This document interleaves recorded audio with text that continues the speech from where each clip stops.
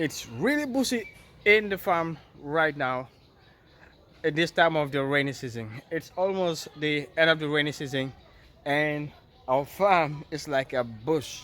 Yes, just like a bush. Let's just walk in, and I'm gonna show you how it's like. Look at it, man. Look at it. And I know this is not very good for the farm or for the poultry. So we're gonna be walking towards clearing this farm or the banana side of the farm. So I'm just gonna walk around and show you how it is like and what we're gonna have. And right behind me right there you can see our poultry farm, but we always make sure it is always clean all around the farm or all around uh, the the poultry house has to be clean at all times. Right, so you can see this is what we use to mix our vitamins, and this is where we normally clean the drinkers and also the feeders that are a little bit dirty. So this is the place where we wash them every day. And right in here you can see we have the bats. The lights are already turned on because it's getting a little bit darker. So just in a few minutes I'm gonna walk in there and I'm gonna also show you how the bats are doing and how much we are producing, how many crates of eggs we are producing, and how many percent is that.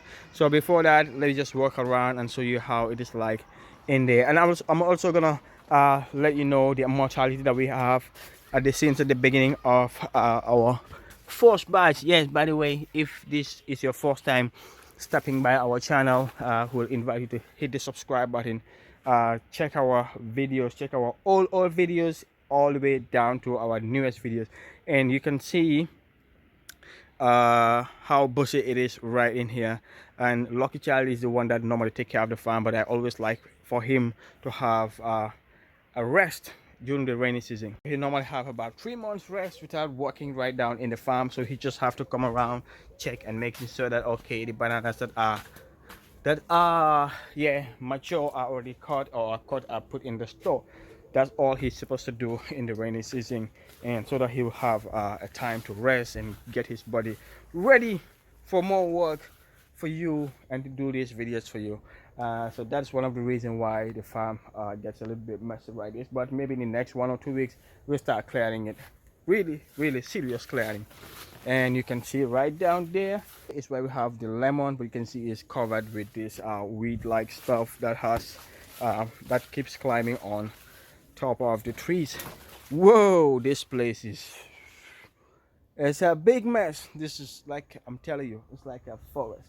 So I can't get anywhere close because it might not be safe, you know, to walk in. So let's just go inside our farm or the poultry house, and I'm gonna let you know more about what we are getting, how many crates of eggs are we able to produce in a day. Oh, instead of walking in there, because I might not it might be a little bit loud in there, you can see we can also see right in there from the sides. So this is the solar panel that pumps water for the farm right there. And look, we have some bananas coming up.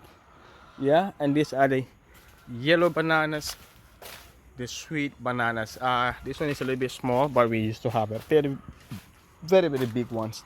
Okay, like I said, we always make sure the side of the poultry house is always clean. Okay, yeah, so you can see all this brown stuff has to go, you know, and that's the tank, the 2,000-liter tank that we have right in here that is supplying water to our farm. All right, so this is the poultry farm, and you can see the birds. Yeah, they are preparing to go for rest, to go to bed. And right now we have lots of nest boxes, and we had some nest boxes right down there, okay, but it's like they're not using it, so that's why they have to put it all the way up over there. Okay, so you can see some bats will just go just right behind that nest box, and they'll be laying eggs, so some of them will climb up there. And yeah, so right now we have about 950 bats. We have about 50 mortality, and we are around week 30 something. That's gonna be about 8 months. Yeah, we are around 8 months, okay, into our first batch. This is our first batch of the poultry farm that we've run in here. So right now we are having about 28 crates. Okay, 28 crates. Sometimes we run at 29 crates, between 28 and 29, and that is about 90 to 91%. Okay, 90 to 91% is what we have on a daily basis, and that is very, very good. And considering that this is our first layer batch that we've ever done in here in our farm, having up to 91% is very, very good. I would call it excellent. Yeah, so our guys have really done great too in keeping this bird healthy, you know, with just about, is it 3% mortality? Yeah, about 3% mortality. Yeah, between 3 to about 5%. Yeah, 50 out of 1,000 we lost about 50 bats. Okay, so they've really, well, we have really controlled the mortality of these bats. Wow, they're looking at me, they're coming all the way down, right down here, maybe expecting that I'm coming up with a food. All right, so also we having a mortality of 90, oh sorry, 5%. Okay, 5%, between 4 and 5%, and having a production level of 91% is really excellent. Yeah, so the way we are able to do that was we always make sure we follow the medical schedule of the bird, and the amount of feed that they require, we always give them that amount of feed. So giving them enough water, enough feed, and also giving them the vitamins that they need. Whenever we figure out the bats are not active, we give them vitamins. We have something called introvit. Yeah, introvit A plus, so that's the vitamin that we give them, so that always boosts their immune system, boosts their appetite. So they eat. Yeah, they eat. Yes, they eat a lot. We spend a lot of money on them. Yeah, so every day they are eating about 50 100 kilos of bags is what they're eating every day. So that's like birds are eating about 100 grams. Okay, a little bit over 100 grams. Yeah, and that's about what they're supposed to eat in a day. So that's what we're giving them, and we make sure that the litter is never kicked. The litter, we keep turning on the litter, maybe every week we keep on turning on the litter, and also making sure that all the time the place is always dry. Okay, so as long as the place is dry, you're giving them enough feed, you're also giving them enough water, and you give them enough spacing. We're using a spacing of 6 bats, 5 to 6 bats per square feet. I think that's not the maximum. The maximum will be 8 or 7, but we don't want to push it to that maximum, so we just give them about 6 bats per square feet. Some, or per square meter, some would give them about maybe 5, or yeah, 5.5 or something like that. So that will be what the kind of calculation that will give for the spacing. Yeah, so for us, we want to go in for like 6, and that's what we did. And we always make sure that we're walking into the farm, maybe checking in the farm, okay, walking around on the sides, trying to understand whether the bats are healthy or not. Anytime you see a bat that is a little bit slowed down, or maybe it's not very active, take it out and take it to the isolation center, which we already have in there. We also have that in there. It's not the most recommended one, but right now we don't have that much space and we are starting, so I know we cannot get everything perfect. So that's what we are trying to do to keep this bat always healthy. Yeah, and yeah, so you can see we also try to have enough nest boxes in there. So we had maybe about, I cannot remember exactly how, but we have enough nest boxes. We always make sure that the bats are not, because during the day between 9 a.m. to 11 and around 12 p.m. No, let's say like between 8 to 11 a.m.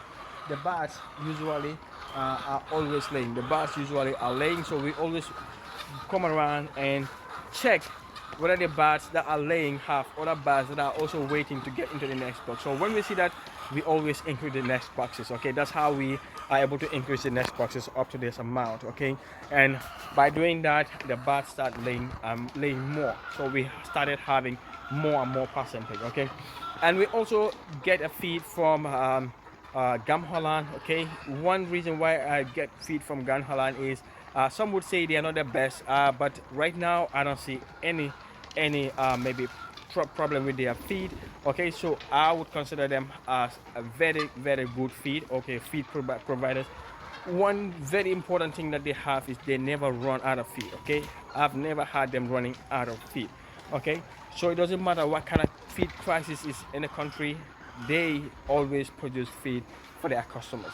And what I also try to do is I always buy feed in bulk. Okay, we always buy feed in bulk we buy like 2 weeks worth of feed, and right now we have about 1 week worth of feed that's left. So in the next 2-3 days we just gonna buy one more another bunch of feed. So we buy feed twice in a week, sorry, twice in a month, and we're gonna reduce that number to once a month. Once we have enough storage, we're gonna be buying feed once a month. So we're just gonna buy every feed, all the feed that the birds need for a month, so that we don't run into feed crisis, just in case the feed maybe feed start getting shortage, or we started having, oh,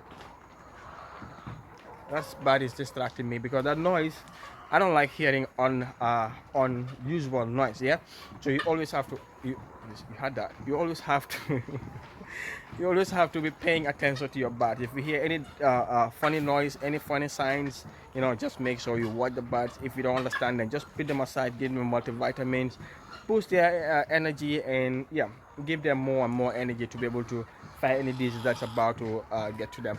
Yeah, so I was saying we want to make sure that we get enough feed, so that if the country run out of feed, because most of these feeds, some of them are made right in here, like Gambia will mix their feed here, but not all the ingredients are available here. So the corn market, there was a time the corn prices went up and feed started going up. So yeah, feed started going up and everything else started going up. And at some point, I think when the Ukraine war started, a lot of people just bought a lot of corns, and some of the feed companies run out of corn. So that can cause shortages in feed. And sometimes also the feed that will be coming in from Senegal will experience some shortages. So when that happens, a lot of people will just rush to the shop and buy bulk of feed. So that can cause a lot of disruption in the market.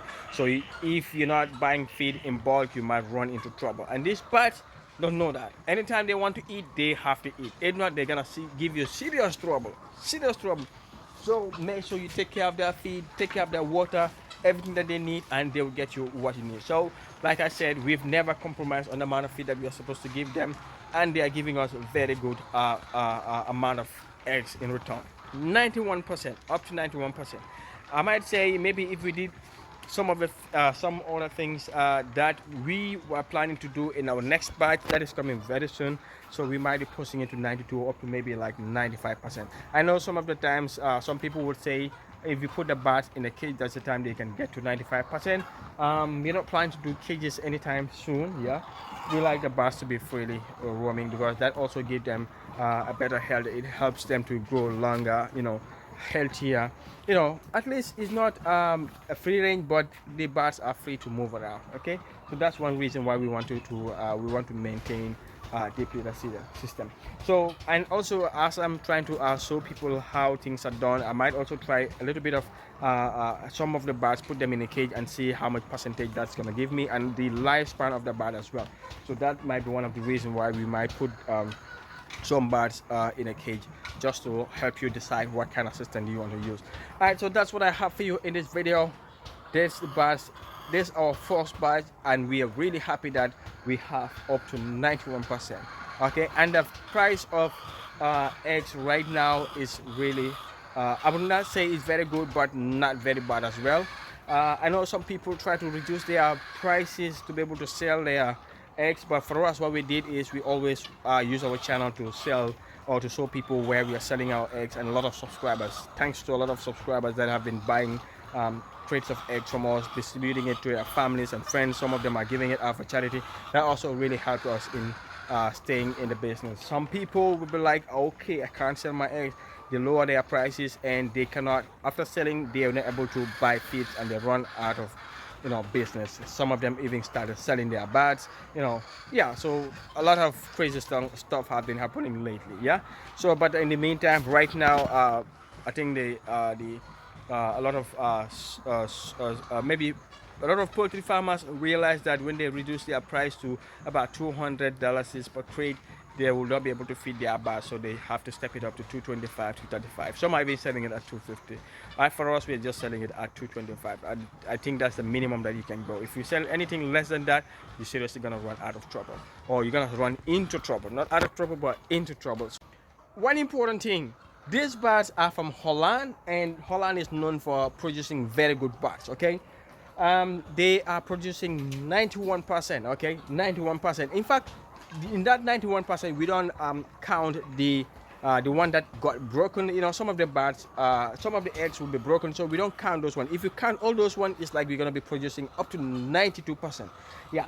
So knowing that these birds are from Holland, we also partnered with another subscriber that's going to be importing, or that's importing a lot of birds from Holland. So we will be buying our birds from them. The next bird is coming maybe in the next few months.